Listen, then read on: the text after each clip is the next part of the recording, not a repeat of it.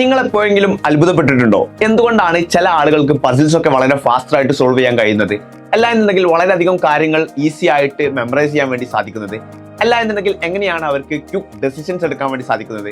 It's all about mental ability. Actually എന്താണ് ഈ mental ability?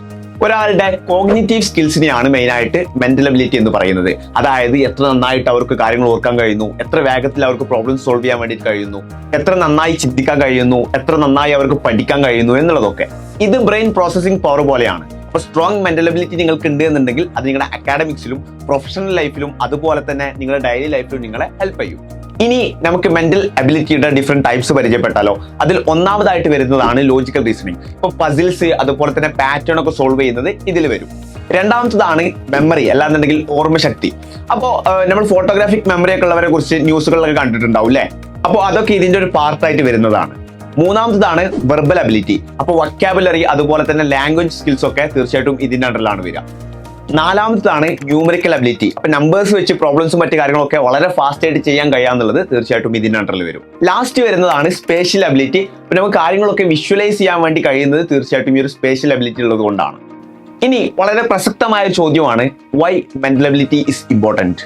നേരത്തെ പറഞ്ഞതുപോലെ നല്ല മെന്റൽ എബിലിറ്റി ഉണ്ടാവുന്നത് തീർച്ചയായിട്ടും നിങ്ങളുടെ അക്കാഡമിക്സിൽ ഹെൽപ്പ് ചെയ്യും. ഈവൻ കോളേജസിലാണെങ്കിലും അതുപോലെ തന്നെ സ്കൂൾസിലാണെങ്കിലും ഒക്കെ തന്നെ.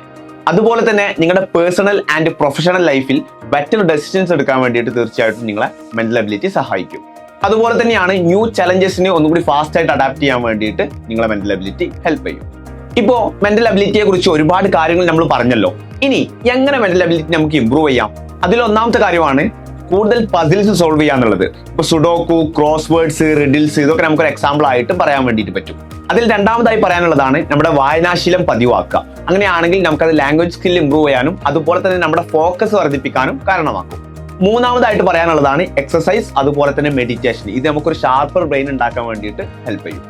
നെക്സ്റ്റ് ഒരു കാര്യമാണ് ന്യൂ സ്കിൽസ് പഠിക്കുക എന്നുള്ളത്. ഇതും തീർച്ചയായിട്ടും നിങ്ങളുടെ മെന്റൽ എബിലിറ്റിയെ ഇംപ്രൂവ് ചെയ്യാൻ വേണ്ടിയിട്ട് ഹെൽപ്പ് ചെയ്യും. ലാസ്റ്റ് വൺ ആണ് ഗെറ്റ് ഇനഫ് സ്ലീപ്പ്. നമുക്കറിയാം നമ്മുടെ ബ്രെയിൻ നല്ല രീതിയിൽ ഫംഗ്ഷൻ ചെയ്യണം എന്നുണ്ടെന്നുണ്ടെങ്കിൽ നമ്മുടെ സ്ലീപ്പ് വളരെയധികം തന്നെ ഇമ്പോർട്ടന്റ് ആണ്. ഇത്രയും കാര്യങ്ങൾ മെന്റൽ എബിലിറ്റിയെ കുറിച്ച് പറഞ്ഞപ്പോൾ തന്നെ അത് എത്രമാത്രം ഇമ്പോർട്ടന്റ് ആണെന്നുള്ളത് നിങ്ങൾക്ക് മനസ്സിലായിട്ടുണ്ടാവും. Mental ability is like A muscle എന്ന് പറയാറുണ്ട്. The more you train it the stronger it gets. അതായത് നിങ്ങൾ അതിനെ എത്രമാത്രം ട്രെയിൻ ചെയ്യുന്നോ അതിനനുസരിച്ച് അത് സ്ട്രോങ് ആയിട്ട് വളരും.